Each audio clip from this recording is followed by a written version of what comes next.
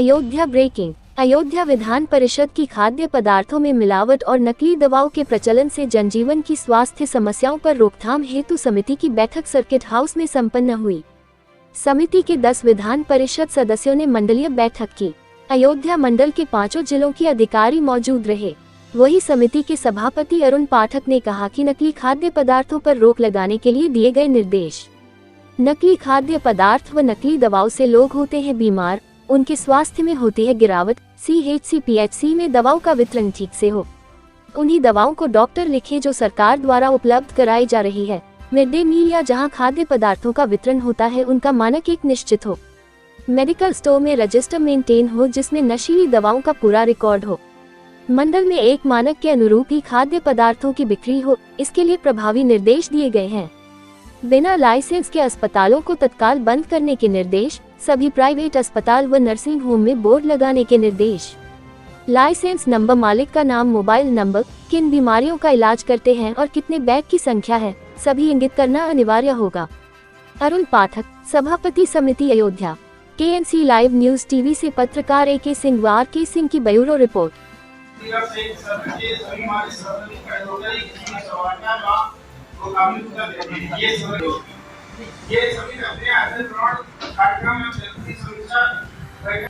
पूरे मंडल की बैठक थी और विधान परिषद की खाद्य पदार्थों में मिलावट और नकली दवा से जनजीवन में होने वाले जो प्रभाव हैं वो समिति की आज यहाँ पर बैठक थी। और पूरे मंडल में अमेठी, सुल्तानपुर, अम्बेडकर नगर, बाराबंकी, अयोध्या 5 जिलों की समीक्षा बैठक थी। खास तौर से जिस प्रकार से नकली खाद्य पदार्थों की बिक्री होती है और बड़ी संख्या में लोग बीमार और उनकी हानि पहुंचती है, और नकली दवा, साथ ही साथ जो PSC और CSC हैं वहाँ पर दवाओं का वितरण ठीक से हो। उन्हीं दवाओं को डॉक्टर लिखें जो सरकार द्वारा उपलब्ध कराई जा रही हैं। और मिड डे मील या सरकारी में जहाँ पे खाद्य पदार्थों का वितरण होता है उनका मानक एक निश्चित हो, जिससे कि गरीबों को पहुँचाई जाने वाली जो योजनाएँ उसमें समुचित रूप से उनको लाभ मिल पाए। मेडिकल स्टोरों में H1 रजिस्टर हो जिसमें नशीली जो दवाइयाँ होती हैं उनके बिकने का पूरा रिकॉर्ड होना चाहिए।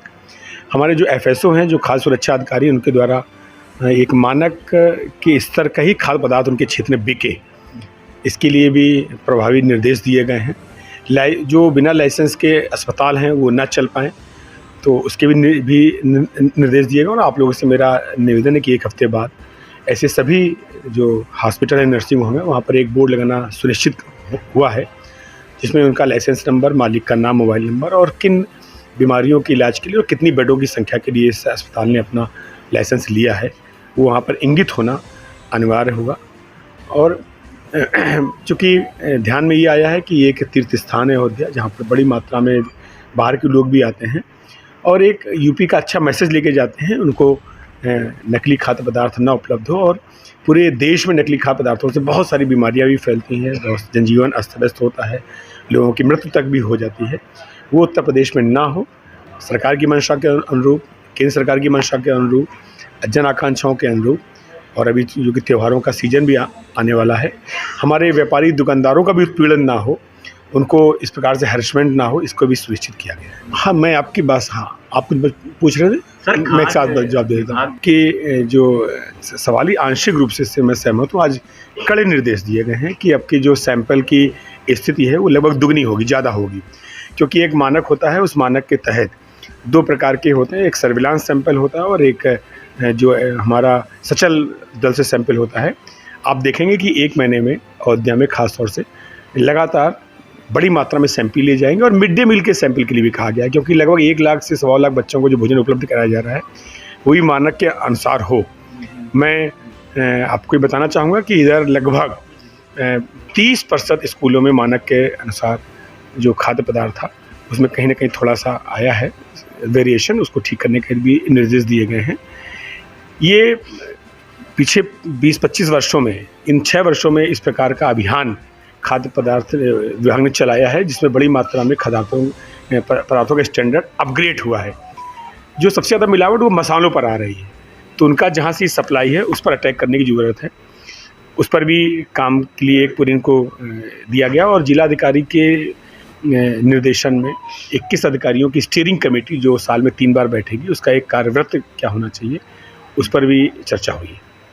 सर देखा जाए जिस तरह से आप अयोध्या आए हुए हैं राम की नगरी में, कहाँ प्रतिष्ठा होनी यहाँ पर है, मोदी जी भी आ रहे हैं यहाँ पर, क्या लगता है आपको? है नहीं, तो आस्था का केंद्र है, हमारी श्रद्धा का केंद्र है, संस्कार का केंद्र है। राम हमारे जीवन में है, रोम रोम में है, और उनका ये भव्य मंदिर मोदी और योगी जी की सरकार में बन रहा है। शायद ये मैं व्यक्तिगत रूप से मैंने जो सपना सोचा था उसको वो साकार होता देख रहा हूँ। मैं बधाई देना चाहता हूँ सरकार को भी, श्रद्धालुओं को भी, और उन सभी लोगों को जिन्होंने इस राम मंदिर के आंदोलन में, इस भव्य राम मंदिर बनने में अपना योगदान दिया। 2024 का चुनाव भी आने वाला है, जिस तरह से तैयारी भी की जा रही है, तो उसको लेकर क्या कहेंगे आप? नहीं, उसका परिणाम घोषित है। पहले से ज़्यादा सीटें रहने वाली हैं संसद में। मोदी जी और पहले से अच्छे मतों के साथ, सीटों के साथ इसे दोबारा तीसरी बार अपनी सरकार बनाने वाले हैं। उसका परिणाम पहले से घोषित है। सर नाम क्या है? मैं अरुण पाठक हूँ, मैं सदस्य विधान परिषद हूँ और इस समिति का सभापति हूँ।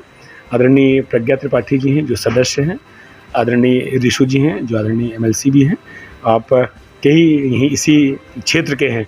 और इस उत्तर प्रदेश की जनता ने 2014 में, 2017 में, 2019 में, 2023 में और फिर 2022 में और फिर 2023 में अपना मत निश्चित कर लिया है कि उनको मोदी और योगी जी का स्वच्छ शासन चाहिए, प्रशासन चाहिए, देश का इस्तकबाल चाहिए, देश का एक विकास चाहिए, और इसमें कोई मतलब संदेह नहीं किसी प्रकार की।